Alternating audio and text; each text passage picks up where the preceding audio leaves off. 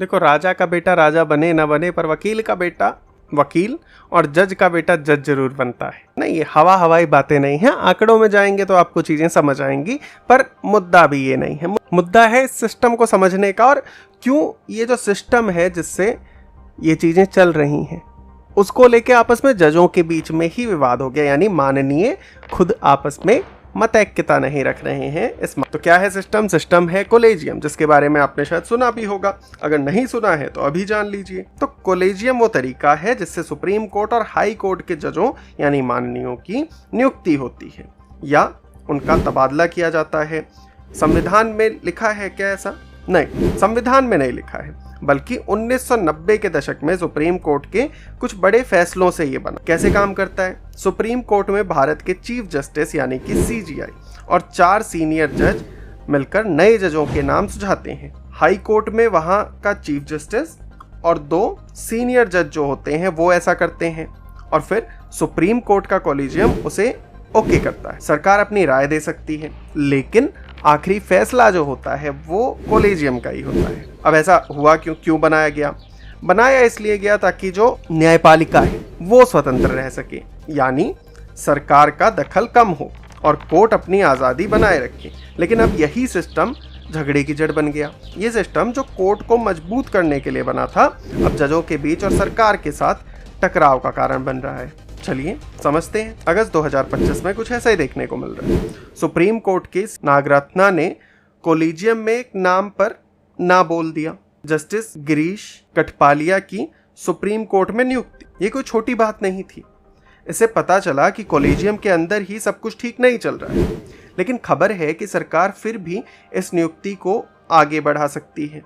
अब सवाल ये है, ये फैसला हो कैसे रहे? ऐसा पहली बार नहीं है। 2022 में जब सीजीआई यूयू ललित थे, तब भी कॉलेजियम में बहस हुई कि नियुक्तियों की बात इन झगड़ों की वजह से जजों की नियुक्तियां रुक जाती हैं, और ये रुकावटें छोटी नहीं हैं। सुप्रीम कोर्ट ने सरकार से पूछा कि कॉलेजियम के सुझाव नामों को पास करने में इतनी देरी क्यों? जनवरी 2025 में कोर्ट ने कहा कि कुछ हाई कोर्ट नियुक्तियां 1 साल से अटकी हैं। सुप्रीम कोर्ट में 34 के बजाय सिर्फ 27 जज हैं और हाई कोर्ट में 100 से ज़्यादा सीटें खाली हैं। इससे केसों का ढेर लगा हुआ है, जो आप अपने स्क्रीन पे इन आंकड़ों में देख सकते हैं। अब ये जो कॉलेजियम सिस्टम है, ये कई बार कोर्ट का झगड़ा सिर्फ जजों तक ही नहीं, ये कोर्ट और सरकार की भी लड़ाई है। कानून मंत्री किरण रिजिजू जैसे नेताओं ने कॉलेजियम को बंद कमरे का खेल बताया है।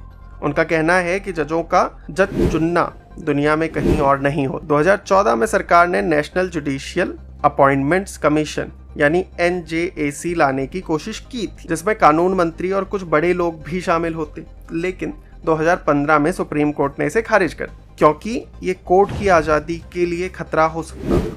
आज भी ये बहस चल रही है। पूर्व सीजीआई DY चंद्रचूड़ ने 2024 में कहा था कि सरकार और कोर्ट के बीच साझा फैसला हो सकता है, लेकिन अभी तक कोई रास्ता नहीं निकला है। ये सब सुनने के बाद आपको लग रहा होगा तो ये इतना बड़ा मुद्दा क्यों है? क्योंकि ये सवाल है कि भारत में इंसाफ कौन देगा और कैसे देगा। अब हम लोगों को कॉलेजियम से क्या शिकायत है? देखो, कॉलेजियम की सबसे बड़ी शिकायत ये है कि सिस्टम खुला नहीं। कोई नहीं जानता कि जजों को क्यों चुना गया या ठुकराया जाता है। 2017 में एक वकील ने कहा कि करीब आधे हाई कोर्ट जज और 1/3 सुप्रीम कोर्ट जज बड़े वकीलों या जजों के रिश्तेदार थे। फिर विविधता का मुद्दा आता है कि सबको कैसे वहां पर रिप्रेजेंटेशन मिल पाएगा। फिर 2018 से 2022 तक 79% हाई कोर्ट जज सामान्य वर्ग यानी ज्यादातर ऊंची जातियों से थे। सिर्फ 11% OBC, 2.8% SC और 1.3% ST थे। लोग कहते हैं कि साफ नियम ना होने से भेदभाव होता है। देखो, अब होना तो ये चाहिए कि सिस्टम को पूरा खुला रहना चाहिए, है ना। सुझाव देने की जो प्रक्रिया है उसमें बदलाव हो। आज़ादी और जवाबदेही को संतुलित करना इतना आसान भी नहीं है। आप ये भी सोच रहे होंगे कि ये सब मेरे लिए क्यों जरूरी है? अरे बहुत जरूरी है। अगर जजों की नियुक्ति में देरी हुई तो कोर्ट में जज कम होंगे। जज कम होंगे तो आपके केसों का क्या होगा? चाहे वो क्राइम हो, प्रॉपर्टी का हो या कोई और, सालों तक अटके रहेंगे। एक अच्छा सिस्टम सुनिश्चित करता है कि इंसाफ जल्दी और निष्पक्ष हो।